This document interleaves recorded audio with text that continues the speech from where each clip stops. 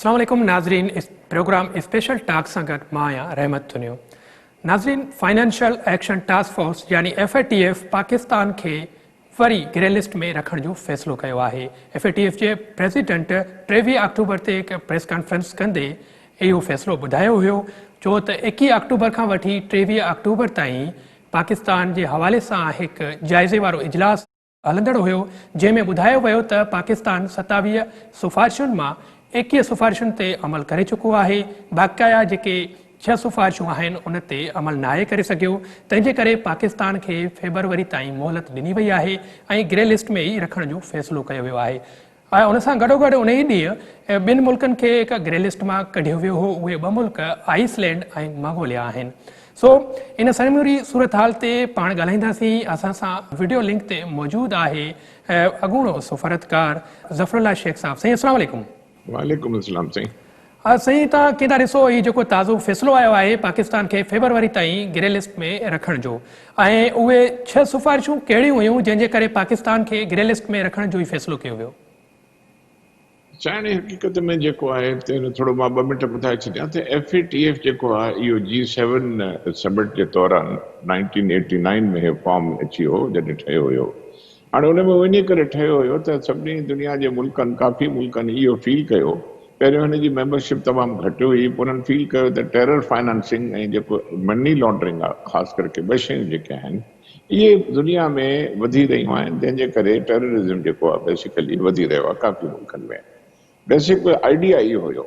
हाणे उन आइडिया ते जॾहिं ठहियो G7 कंट्रीज़ में, उन में काफ़ी मेंबर्स हुया। पहिरियों 8 मेंबर्स हुआ, पोइ वधंदा विया जेके मेंबर्स थींदा विया। हाणे जेके 39 मेंबर्स आहिनि FATF जा, फाइनेंशियल एक्शन टास्क फोर्स, त हुननि इहो चयो त दुनिया में जेकी इहा शइ थिए थी इन करे हिकिड़ो टास्क फोर्स ठाहियो वञे जेको मॉनिटर करे हिननि शयुनि खे। हाणे उन्हनि में छा थियो त इहा शइ हलंदी आई, काफ़ी मुल्क डिस्कस बि थिया। हलंदे हलंदे पाकिस्तान बि पहिरियों बि ग्रे लिस्ट में आयल आहे 12 खां 15 13 खां 15 ताईं पहिरियों बि हुयो, वरी निकिरी वियो। पोइ हिकिड़ी 2 लिस्टूं हुननि जी हूंदियूं आहिनि, ग्रे लिस्ट हूंदी आहे ऐं ब्लैक लिस्ट हूंदी आहे। त हाणे उन में हीअ जेके बेसिकली हिन जा जेके डिसीजन्स हूंदा आहिनि इहे बाइंडिंग कोन हूंदा आहिनि मुल्कनि जे मथां, पर हिकिड़ी चेक लिस्ट आहे। हाणे चेक लिस्ट में नेचुरली हर मुल्क कोशिशि कंदो आहे त इहे शयूं जेके आहिनि असांजे ख़िलाफ़ु न हुजनि। असां बि उहा ई कोशिशि कयूं था, छो जो हिन जा जेके एसोसिएट मेंबर्स आहिनि उनमें IMF आहे, वर्ल्ड बैंक आहे, ADB आहे, इहे सभु आहिनि। त असांखे जेकी बि हेल्प मिले थी पई त ख़ुदा न ख़ास्ता जेकॾहिं को मुल्क या असां हिन FATF में अचूं था त पोइ ग्रे लिस्ट ते ईंदासीं त पोइ थोरो कॉज ऑफ कंसर्न हूंदो आहे, कर्ज़ मिलण में ॾुखियाई थींदी आहे। इन करे इहे शयूं जेके आहिनि असां चाहियूं था त इहा शइ न थिए। पाकिस्तान खे चयो वियो इहो त बाबा पाकिस्तान में जे इलाही आहिनि ग्रुप आहिनि, जैश मोहम्मद आहे, लश्कर तैयब आहे, या ॿियूं शयूं आहिनि जेके ख़ासि करके जेको आहे जॾहिं खां इहो पंहिंजो टेररिज़म जो सिलसिलो हलियो आहे त पाकिस्तान में हिननि चयो आहे त हितां मनी लॉन्ड्रिंग बि थिए थी ऐं फाइनेंसिंग बि थिए थी। सो हिननि जेको आहे पाकिस्तान खे ग्रे लिस्ट ते वरी रखियो आहे। 2018 में थियो आहे, अञा ताईं हिननि ग्रे लिस्ट तां हटायो न।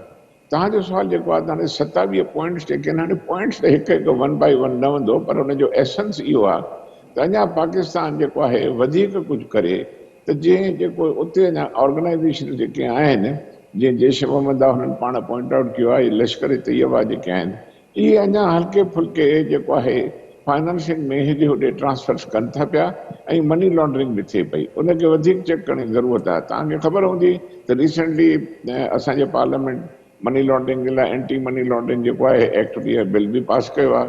असां तमामु घणा जेके हक़ीक़त में असां क़दम खयां आहिनि त असां FATF खे असां जेको आहे राज़ी करे सघूं ऐं उन्हनि खे उन्हनि जा कंडीशन्स फुलफिल कयूं।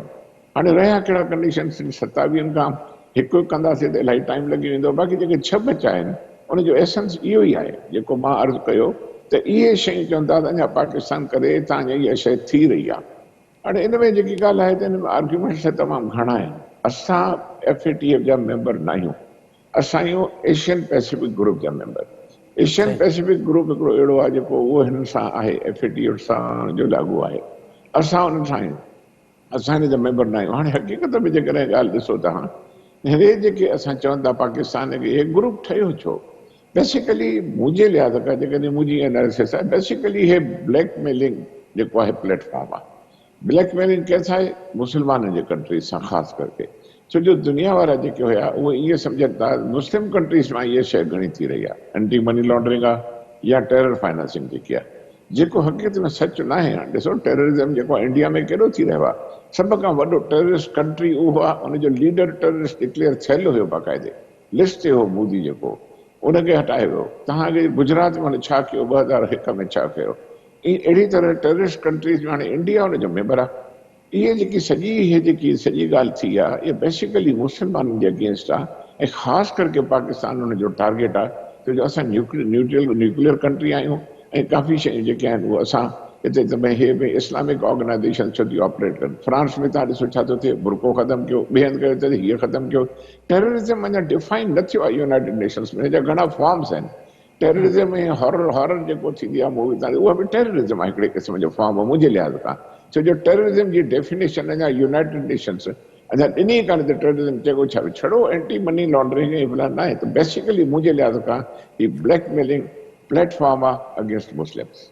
सही, जीअं तव्हां ॿुधायो त पाकिस्तान अंदरि हिन FATF जे हवाले सां ई कानून जोड़िया विया आहिनि, पर उते हिकिड़ो इहो सुवाल अञा ताईं मौजूदु आहे त उन ते अमल केतिरो थी सघियो आहे या अमल न पियो थिए, उनजे करे असांखे ॿीहर ग्रे लिस्ट में ई रखण जो फ़ैसिलो कयो वियो।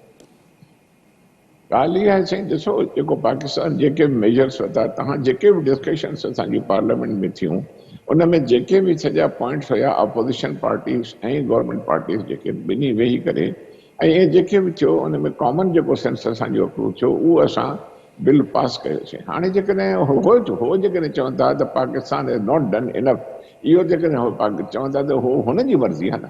असां पंहिंजे लिहाज़ खां जेको बि थी सघे थो, जेके क़दम पाकिस्तान जो जेकी सॼी लीडरशिप आहे ऐं सॼी पार्लियामेंट जेको कंदी, असांजे इंट्रस्ट में जेके हूंदियूं उहे शयूं कंदासीं। असां ईअं बि त कोन कंदासीं त सभई शयूं जेके तव्हां अहिड़ियूं कयो जंहिंमें असांजो बैंकिंग जो सिस्टम बि ख़तमु थी वञे, जंहिंमें माण्हू बि ब्लैकमेल थियनि, माण्हू पैसा न रखी सघनि, न कढी सघनि, न मोकिले सघनि काॾे, उनखे बि मनी लॉन्ड्रिंग था वेठा चवनि। त चवण जो मक़सदु इहो आहे त हिन में हुननि जी जेकी चवण आहे त हे तव्हां 6 पॉइंट्स अञा न कयूं, मां नथो सम्झां त हुन में हू जस्टिफाइड आहिनि। ऐं असां हरू भरू FATF जे प्रेशर में आया आहियूं।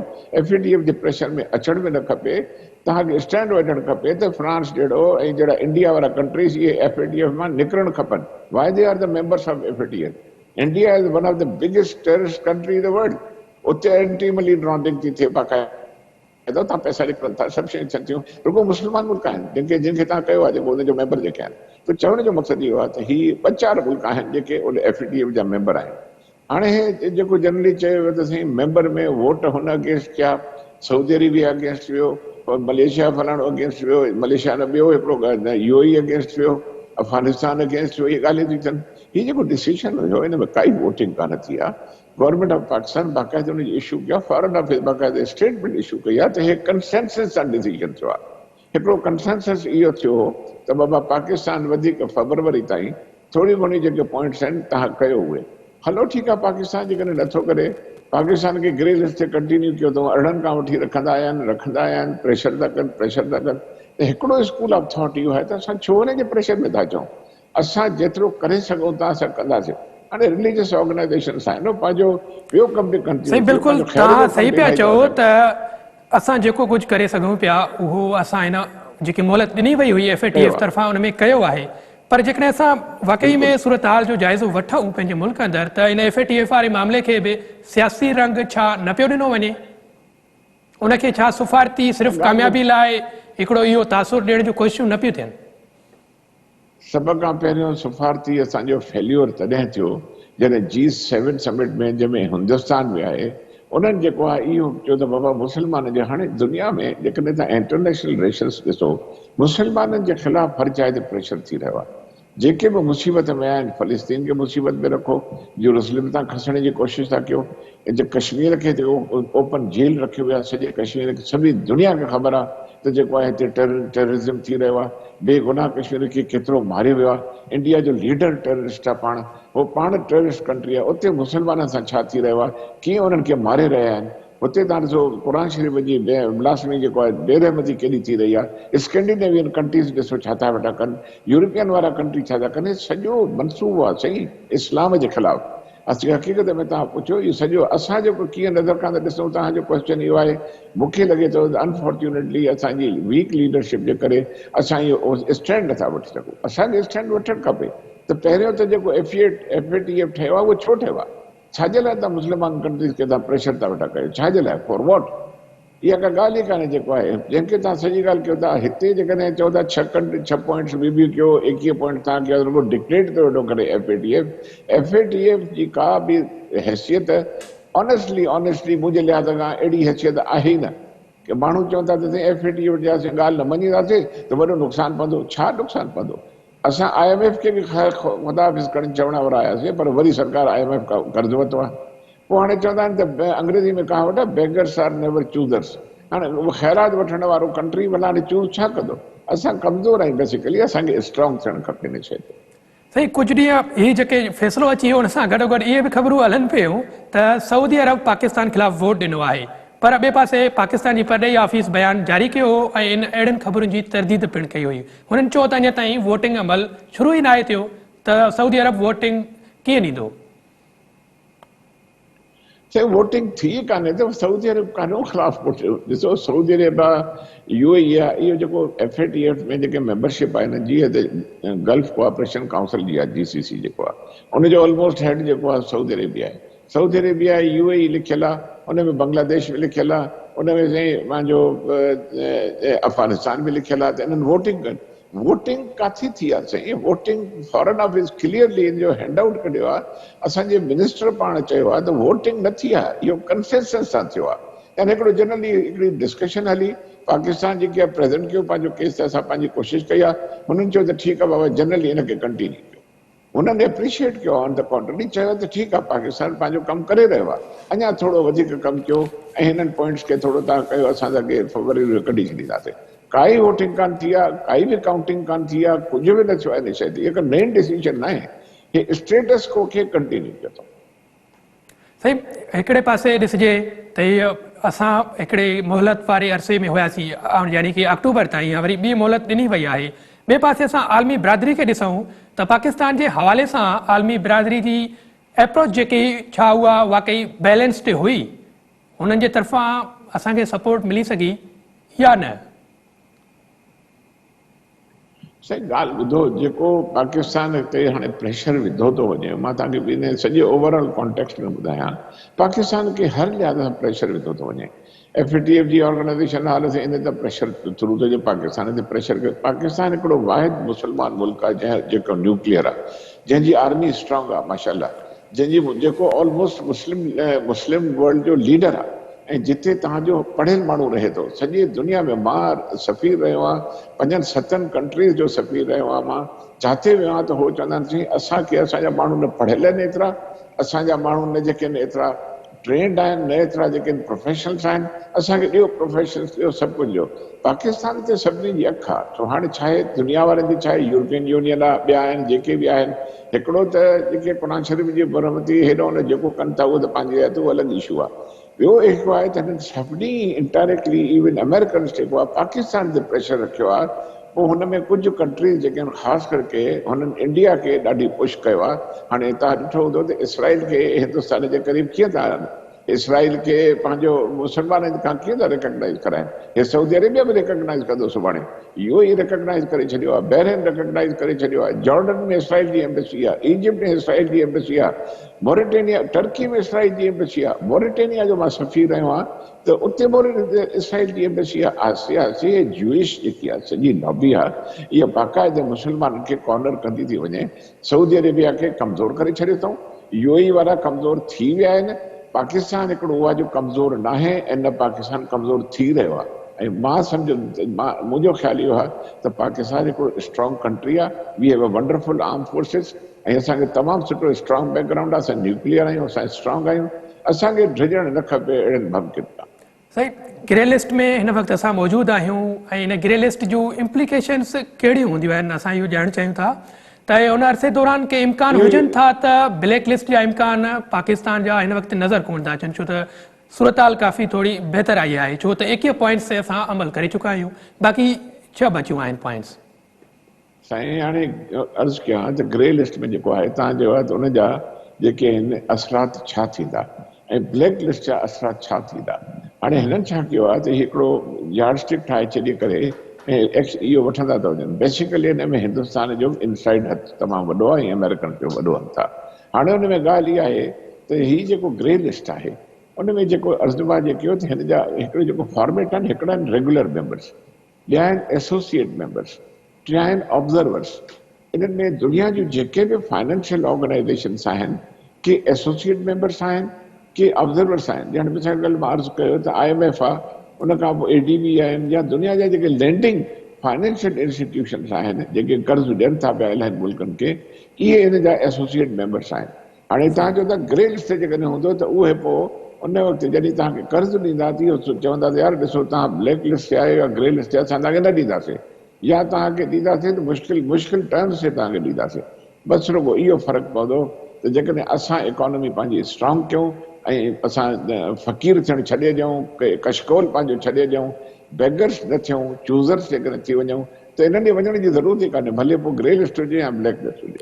साईं आख़िरी सवाल तव्हां खां इहो आहे त छा फेब्रुअरी ताईं ग्रे लिस्ट मां असां निकिरी वेंदासीं, बक़ाया जेके 6 पॉइंट्स आहिनि उन्हनि ते अमल थी सघंदो? साईं मां मुंहिंजी जेकी एनालिसिस आहे, हीअ जेको आहे ब्लैक लिस्ट ते त कोन आणींदा, सवाल ई पैदा नथो थिए, ऐं मूंखे लॻे थो त फरवरी में हिकु ग्रे लिस्ट तां असां हा निकिरण जी ॻाल्हि कयूं था त ग्रे लिस्ट मां निकिरी सघंदासीं। ॿुधो, हाणे ग्रे लिस्ट खे खां हटाईंदा। हाणे जेके 5-6 पॉइंट्स आहिनि त हाणे चाहिनि था त हे जेके लश्कर तैयब आहे या जैश मोहम्मद आहे या ॿिया जेके हो चवनि था, इन्हनि ते तव्हांखे यादि हूंदो त अमेरिकन ख़ुदि पहिरियों चयो त इन्हनि ऑर्गेनाइज़ेशन्स खे तव्हां बैन कयो। ॾिसो न 9/11 खां पोइ दुनिया जी सॼी जेकी आहे डिप्लोमेसी ऐं दुनिया जी सॼी जेके आहिनि रिव्यू थियूं आहिनि तमामु घणियूं जेको आहे, ऐं पाकिस्तान ते उनजो तमामु वॾो प्रेशर थियो आहे। अफ़गानिस्तान तव्हांखे ख़बर आहे उते अञा फ़ौजियूं वेठियूं आहिनि, उते तालिबान जी हुकूमतुनि खे ख़तमु कयो वियो, इस्लाम जी हुकूमतूं ॿियूं आहिनि। सॼनि मुल्कनि में तव्हां ॾिसो मुस्लमाननि ते ज़ुल्म थी रहिया आहिनि, त मुस्लमाननि ते स्टेप मदरली रिलेशनशिप थी रही आहे, हिंदुस्तान में मुस्लमाननि खे मारे रहिया आहिनि। मां ॿुधायांव त हीउ जेको केसि ताईं इहो कमु रखंदा। साईं वॾी महिरबानी, तव्हां प्रोग्राम में वक़्तु ॾिनो। जी नाज़रीन, ज़फ़रुल्लाह शेख साहब अॻूणो सफ़ारतकार असां सां गॾु हुयो, जंहिं ॿुधायो त पाकिस्तान खां जेको कुझु थी सघियो इन मोहलत दौरान हुन उहो कमु कयो। जेके ॾिठो वञे त हींअर असांखे फेब्रुअरी ताईं मोहलत ॾिनी वई आहे, ग्रे लिस्ट में रखण जो ई फ़ैसिलो कयो वियो आहे, पर उन ते ख़ुशि थियण जी का बि ॻाल्हि कोन्हे का, छो त वधीक जेके बक़ाया 6 पॉइंट्स आहिनि इन ते सख़्तीअ सां अमल करण जी ज़रूरत आहे। उनखां वधीक जेकी अहम ॻाल्हि इहा आहे त कानून जेके जोड़िया विया आहिनि उन्हनि ते सख़्तीअ सां अमल दरामद करायो वञे, तॾहिं ई इन ग्रे लिस्ट मां छुटकारो मिली सघे थो। हिते हिन प्रोग्राम में साई जो वक़्तु थियो आहे, साई खां पोइ वरी प्रोग्राम में गॾु आहियूं।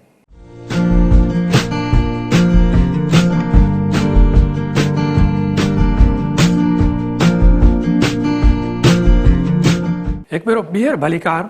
नाज़रीन, हिन प्रोग्राम जे हिसे में असां ॻाल्हाईंदासीं अफ़गानिस्तान जी सूरत हाल ते। कुझु ॾींहं अॻु अल-क़ाइदा जो हिकु इलाक़ाई सुप्रीम लीडर अबू मोहसिन अल मसरी NDS स्पेशल फोर्स जे जूंट जी ऑपरेशन दौरान मारिजी वियो हो ऐं उन अल-क़ाइदा जे अॻुवाण खे हिकु मोस्ट वांटेड टेररिस्ट लिस्ट में बि शामिलु कयो वियो हो, जंहिंजी तस्दीक पिणु अमेरिका जी अख़्तियारनि पिणु कई हुई। इन हवाले सां जेकी इहा ख़बर साम्हूं ई आई हुई त उहा NDS स्पेशल फोर्स यूनिट जे ट्विटर हैंडल ते आई हुई। ऐं अफ़गानिस्तान में जेके ॾिठो वञे त अमुन ॻाल्हियुनि जो सिलसिलो बि काफ़ी अरसे खां हलंदड़ आहे ऐं उन सां गॾोगॾु अफ़गानिस्तान में तशदुद जा वाक़िया बि वधंदा पिया वञनि। इन समूरी सूरत हाल ते ॻाल्हाइण लाइ असां अॼु टेलीफोन लाइन ते राब्तो कयो आहे अफ़गान मामलनि जे सीनियर तजज़िये निगार रहीमुल्लाह यूसुफ़ज़ई साहब सां। रहीमुल्लाह साहब, अस्सलाम वालेकुम। वालेकुम सलाम। सर, कुछ दिन पहले जो है अल-क़ाइदा का जो सुप्रीम लीडर था अबू मोहसिन अल मसरी, उसका अब एक ऑपरेशन में हलाकत हो गई है और उस बताया जा रहा है, ये भी खबरें चल रही है कि अल मसरी का TTA यानी तहरीक तालिबान अफगानिस्तान से कोई वास्ता था या उनको कोई सपोर्ट हासिल थी। आप कैसे देख रहे हैं इस मामले को? देखिए, ये अफगानिस्तान की फौज ने और हुकूमत ने दावा किया है कि उन्होंने अबू मोहसिन अल मिस्री को मार दिया है और ये गजनी में ये वाक़या हुआ और अफगान हुकूमत का इल्ज़ाम ये है कि इसका तालिबान से रब्ता था, क्योंकि ये जो इलाका है वहाँ पर तालिबान मौजूद है। तो ये भी ज़ाहिर है उनकी ये राय है, उनका इल्ज़ाम है طالبان اکثر ایسے الزامات کی تردید کرتے ہیں. اب دیکھنا پڑے گا، لیکن بات یہ ہے کہ یہ جو ابو محسن المصری ہیں، یہ دیکھیں ابھی یہ کہہ رہے ہیں کہ یہ بڑا اہم آدمی تھا، یہ القاعدہ ان سب کانٹیننٹ، یہ پورا جو ہمارا سب کانٹیننٹ ہے، برصغیر ہے، پاکستان انڈیا بھی شامل ہے اس میں، یہ کہتے ہیں یہ اس کے لیے نائب تھا، ان کا کمانڈر تھا. لیکن اس کا نام ہم نے کبھی نہیں سنا اس طریقے سے، کوئی اس کے بارے میں معلومات مزید نہیں ہے. ٹھیک ہے، یہ مصر کا رہنے والا ہے اس لیے اس کو المصری کہتے ہیں، لیکن باقی اس کا جو بیک گراؤنڈ ہے، کب آیا، کیا کرتا رہا، کہاں رہا، اس کے بارے میں کوئی معلومات نہیں. تو ہم نے یہ دیکھا ہے اکثر جب امریکی بھی کوئی دعویٰ کرتے ہیں، افغان حکومت کوئی دعویٰ کرتی ہے، کسی کو مار دیتے ہیں، تو پھر وہ کہتے ہیں کہ یہ بڑا اہم آدمی تھا اور یہ اس کا یہ عہدہ تھا، لیکن اس سے پہلے کوئی زیادہ معلومات نہیں ہوتی. لیکن یہ جس طرح کہا جا رہا ہے مطلوبہ شخص تھا، اس کی تلاش ہو رہی تھی، اور یہ بالآخر یہ کہہ رہے ہیں کہ یہ مارا گیا ہے. صحیح، اس کی ہلاکت کی جو خبر ہے وہ صرف دعویٰ ہے یا واقعی میں اس کو مارا گیا ہے؟ لیکن یہ افغان حکومت کا دعویٰ ہے، آزاد ذرائع سے ظاہر ہے اس کی بھی تصدیق نہیں ہو سکی. القاعدہ نے بھی اس کے بارے میں کچھ نہیں کہا. اکثر جب ان کے لوگ مرتے ہیں تو وہ مان لیتے ہیں کہ ہمارا بندہ مارا گیا ہے، اور وہ اس کو بڑی تعریفیں کرتے ہیں، مبارکباد بھی دیتے ہیں اس کی خاندان کو، دوستوں کو. ہم نے دیکھا ہے ماضی میں. تو ابھی تو انتظار ہوگا، شاید وہ اس کی تصدیق کر دیں. لیکن یہ ہے کہ افغان حکومت تو مطمئن ہے کہ انہوں نے اس اہم آدمی کو مار دیا ہے. صحیح، وہ این ڈی ایس بھی دعویٰ کر رہی ہے کہ جو المصری تھا وہ القاعدہ کا نائب کمانڈر تھا. ہاں بالکل، وہی میں کہہ رہا ہوں نا کہ این ڈی ایس جو ان کا خفیہ ادارہ ہے افغانستان کا، اسی کا یہ دعویٰ ہے نا. وہی کہہ رہے ہیں کہ ہم نے اس کو مار دیا ہے، اور یہ ڈپٹی کمانڈر تھا اور اس کا طالبان کے ساتھ رابطہ تھا. وہ بھی وہاں کے جو افغان حکام ہیں، افغان حکومت، وہ اس کو ایسے بھی انٹرپریٹ کر رہی ہے کہ طالبان نے جو امریکہ سے امن معاہدہ کیا قطر میں فروری میں، اس میں جو ایک شرط تھی طالبان نے مان لی تھی کہ وہ القاعدہ اور جو باقی دہشت گرد تنظیمیں ہیں ان سے اپنے رابطے ختم کر دیں گے. لیکن افغان حکومت کہہ رہی ہے کہ یہ ابھی تک ایسا نہیں ہو سکا، اور یہ جو غزنی کا واقعہ ہوا، جو المصری مارا گیا، اس کے طالبان کے ساتھ رابطے تھے. تو وہ یہ الزام لگا رہے ہیں کہ طالبان نے اس معاہدے کے اوپر پوری طرح عمل درآمد نہیں کیا. صحیح، ایک طرف دیکھیں تو امن مذاکرات بھی چل رہے ہیں کافی عرصے سے، اور افغانستان کے اندر تشدد کے واقعات میں اضافہ بھی ہو رہا ہے. اصل کیا وجہ ہے یہ؟ لیکن یہ تو ایک بہت لمبی اور پرانی جنگ ہے، اور 42 سال سے افغانستان میں جنگ ہو رہی ہے. تقریباً 20 سال سے تو امریکی یہاں پر آئے ہوئے ہیں، اور وہ یہاں پر نیٹو اور امریکی فوج جنگ کر رہی ہے. اور بالآخر امریکی کوئی فوجی حل نہیں نکال سکے تو انہوں نے مجبوراً طالبان کا مطالبہ لیا اور ان سے بات چیت شروع کر دی، اور وہ امن معاہدہ بھی ہو گیا 18 مہینے کے مذاکرات کے بعد. تو ایک تو یہ مسئلہ بڑا پیچیدہ ہے، پرانا ہے، اس کو حل کرنا آسان نہیں ہے. اور ابھی جو بات چیت ہو رہی ہے وہ تو طالبان اور ان کے جو افغان مخالفین ہیں، افغان حکومت ہے، باقی افغان ان سے ہو رہی ہے. تو یہ تو اور بھی زیادہ مشکل ہے، کیونکہ انہوں نے تو ایک دوسرے کا خون بہایا ہے اور کافی دشمنیاں پیدا ہو گئی ہیں. تو وہ جنگ بندی چونکہ ابھی نہیں ہو سکی، بات چیت آگے نہیں بڑھ رہی، تو اس لیے وہاں پر وائلنس ہے، تشدد ہے، طالبان کے حملے بھی جاری ہیں، افغان حکومت بھی حملے کر رہی ہے، امریکہ نے بھی طالبان کے اوپر فضائی حملے کیے ہیں. تو سارے فریق جو ہیں بات چیت بھی کر رہے ہیں اور جنگ بھی کر رہے ہیں. تو یہ جب تک یہ یہاں پہ جنگ بندی نہیں ہوگی، تشدد میں کمی نہیں آئے گی، تو میرے خیال میں مذاکرات آگے نہیں بڑھیں گے.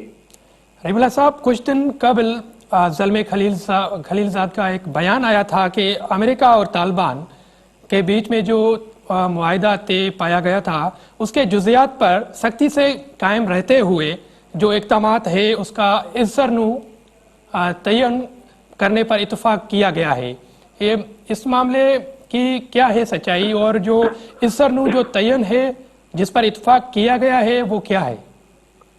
देखिए वो ऐसा था कि जलमे खलीलजाद जो अमेरिका, वो जो असल में अफगान है लेकिन वो अमेरिकी सफारतकार हैं, तो उन्होंने, और जो अमेरिकी फौजी कमांडर है अफगानिस्तान में जनरल स्कॉट मिलर, उन्होंने तालिबान रहनुमाओं से बातचीत की दोहा में, कतर में, और ये तय हुआ कि जो मायदा हुआ था फरवरी में उसके ऊपर अमल दरामद किया जाएगा और कोशिश की जाएगी कि तशद्दुद में कमी हो जाए। तो ये ज़ाहिर कोशिशें तो हो रही हैं। अमेरिका का दावा है कि वो सालिसी भी कर रहा है अफगान हुकूमत और तालिबान के दरमियान, लेकिन ये है कि ये जो मुज़ाकरात हो रहे हैं कतर में, इसमें 41 अफराद हिस्सा ले रहे हैं। 21 तालिबान मुज़ाकरातकार हैं और 20 काबुल से आए हैं, और यही लोग आपस में बात कर रहे हैं। इसमें कोई गैर मुल्की शामिल नहीं है।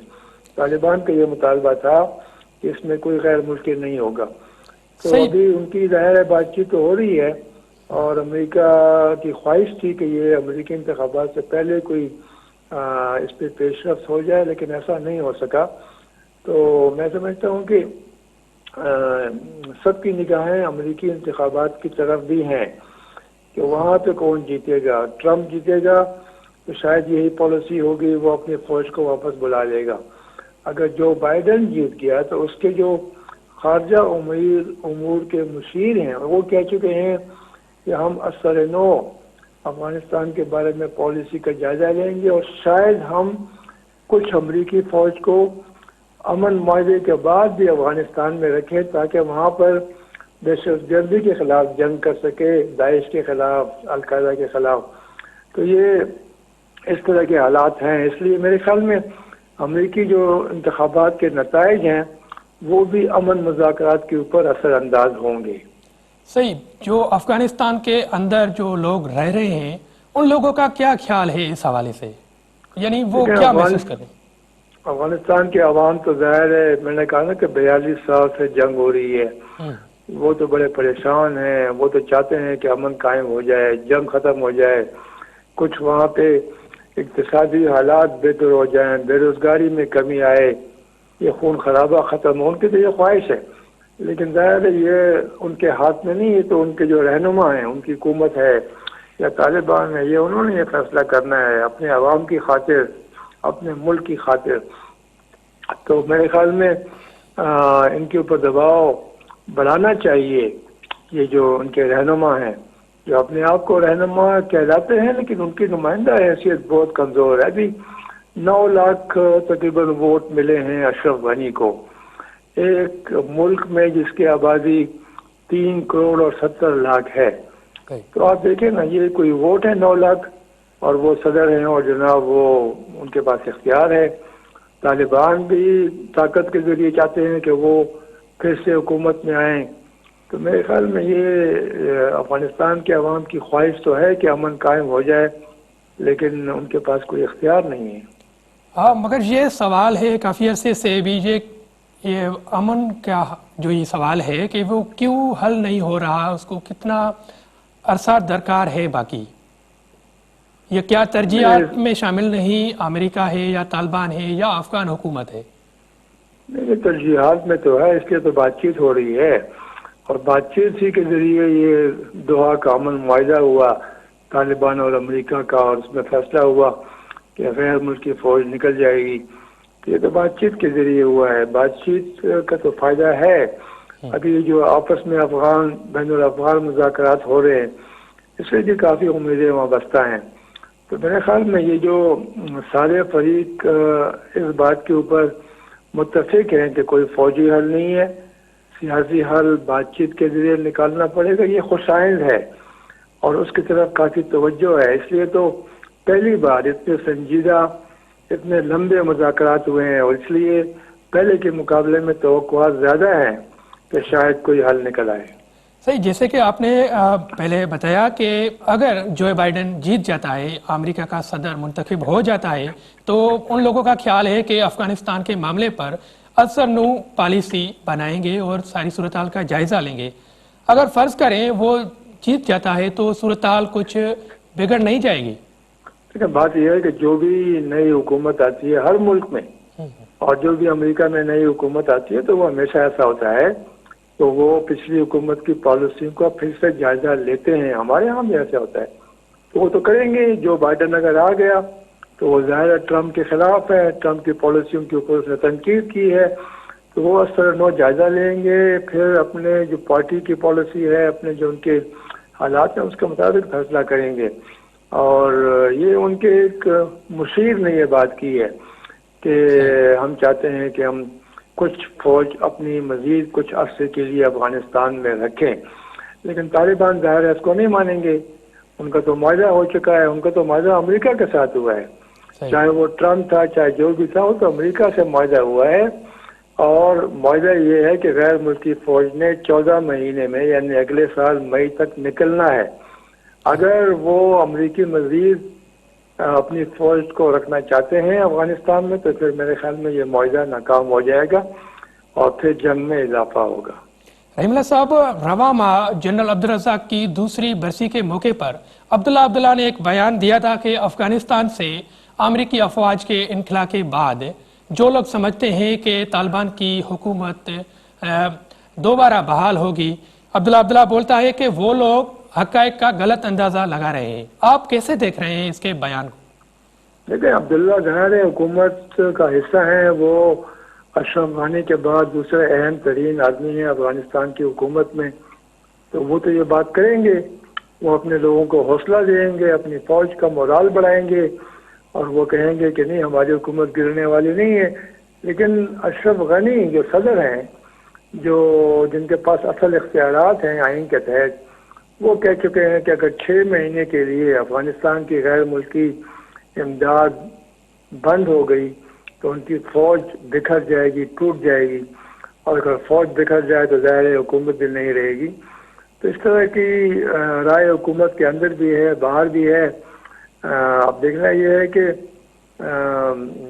غیر ملکی فوج نکلتی ہے, کب تک نکلتی ہے. حکومت تو کمزور پہلے سے ہے کابل میں, اور اگر غیر ملکی فوج خاص طور پہ ان کی فضائیہ اگر نکل جائے تو وہ حکومت بہت ہی کمزور ہو جائے گی اور طالبان کا حوصلہ بڑھے گا. لیکن یہ اسی لیے تو کوشش ہو رہی ہے کہ بھائی یہ مذاکرات کامیاب ہو جائیں تاکہ جنگ کی نوبت نہ آئے. صحیح صاحب, دوسری طرف امریکہ کے وزیر خارجہ مائک پومپیو نے بھی ایک بیان دیا تھا کہ افغانستان میں القاعدہ کے لیے کام کرنے والے صرف 200 فعال رکن بچ گئے ہیں. کیا واقعی ایسا ہے؟ بالکل ظاہر ہے, امریکی تو اس کو دیکھتے ہیں. القاعدہ تو ان کا اصل دشمن تو وہی ہے. القاعدہ کے اوپر, اسامہ بن لادن کے اوپر ان کا الزام تھا کہ اس نے 9/11 کے حملے کروائے تھے. تو وہ تو القاعدہ کے ہر ایک بندے کے پیچھے پڑے ہوئے ہیں. یہ بھی آپ نے جو ذکر کیا شروع میں, ابو المحسن المصری, یہ دیکھیں نا کتنے عرصے یہ چھپا رہا, غائب رہا. اور یہ افغان فوج جو دعویٰ کر رہی ہے تو ظاہر ہے یہ امریکہ ہی اس فوج کو تربیت دیتا ہے اور اس کو اسلحہ دیتا ہے اور اس کی تنخواہیں دیتا ہے. $4.2 بلین سالانہ امریکہ افغان فوج اور پولیس کو دیتا ہے. اگر یہ امداد رک جائے تو یہ فوج واقعی بکھر جائے گی اور یہ پولیس بھی بکھر جائے گی. تو میرے خیال میں یہ جو کہہ رہے ہیں امریکی کہ 200 القاعدہ کے لوگ رہ گئے ہیں, شاید اس سے بھی کم ہیں. اور اس میں کافی لوگ بوڑھے ہو گئے ہیں, کچھ ان کے بچے وغیرہ بھی ہیں. تو میرے خیال میں جو فعال لوگ ہیں جو جنگ کر سکتے ہیں یا کوئی پلاننگ کر سکتے ہیں وہ بہت ہی کم ہیں. اس لیے تو ہم نے دیکھا ہے نا کہ القاعدہ ہمارے خطے میں کمزور ہو گئی ہے, اور جو اس کی شاخیں ہیں, شاخیں اس کی یمن میں ہیں, صومالیہ میں ہیں, شام میں ہیں, وہ شاخیں زیادہ مضبوط ہیں. اور جو مرکز ہے جو یہاں پر تھا افغانستان پاکستان کے علاقے میں, وہ بہت کمزور ہو گیا, چھوٹا سا رہ گیا ہے. اور یہ لوگ بھی جو ہیں ان کے پاس میں اتنے وسائل اور طاقت نہیں ہے کہ یہ امریکہ کے اوپر یا اس کے اتحادیوں کے اوپر کوئی بڑا حملہ کر سکے. صحیح. رحیم اللہ صاحب, آپ سے آخری سوال, یعنی کہ یہ امریکی صدارتی انتخابات بھی ہونے والے ہیں, آپ اس سارے منظرنامے کو کیسے دیکھتے ہیں؟ ایک طرف افغانستان کی صورتحال ہے, امن معاہدہ ہے, اور اس کے بعد یہ امریکی صدارتی انتخابات ہے. دیکھیں ابھی جو ڈیبیٹ ہوا, مباحثہ ہوا ٹرمپ کا اور جو بائیڈن کا, कुछ दिन पहले, उसमें अफगानिस्तान का जिक्र ही नहीं किया किसी भी उम्मीदवार ने। यानी इसकी अहमियत इन उम्मीदवारों के लिए और अमेरिकी इंतखाबात के लिए बहुत कम रह गई है, और उनके अपने दाखिली मसाइल जो हैं, इक्तिसादी मसाइल हैं या कोरोना के मसाइल हैं, उसके ऊपर तवज्जो ज़्यादा है। तो मेरे ख्याल में ये सिर्फ ये है कि ये देखना पड़ेगा कि अगर ट्रम्प जीतता है तो क्या वो यही पॉलिसी बरकरार रखेगा, अपनी फौज को वापस बुला लेगा, और अगर जो बाइडेन जीतते हैं तो क्या वो अपनी फौज को रखना चाहेंगे मजीद कुछ हफ्ते के लिए, और क्या तालिबान ये बात मान जाएंगे, तो ये देखना पड़ेगा। इसलिए मेरे ख्याल में अमेरिकी इंतखाबात के नताइज आने तक मैं नहीं समझता कि ये अमन मुज़ाकरात में कोई पेशरफ्त हो सकती है। अब बड़ी बड़ी मेहरबानी आपकी रहीमुल्ला यूसुफ़ज़ई साहब, आपने वक्त निकाला हमारे प्रोग्राम के लिए। जी नज़रीन, रहीमुल्ला यूसुफ़ज़ई साहब जो चवण आहे त जेसि ताईं सदारती अमरीकी चूंडूं मुकमल तौर ख़त्म नथियूं थियनि तेसि ताईं को बि इम्कान न आहे त इहे अफ़गान अमन ॻाल्हियूं अॻिते हली सघनि। सो हिते असांजे प्रोग्राम जो वक़्तु पूरो थिए थो, वरी ॿिए प्रोग्राम में हाज़िर हूंदासीं, तेसि ताईं ॾींदा इजाज़त।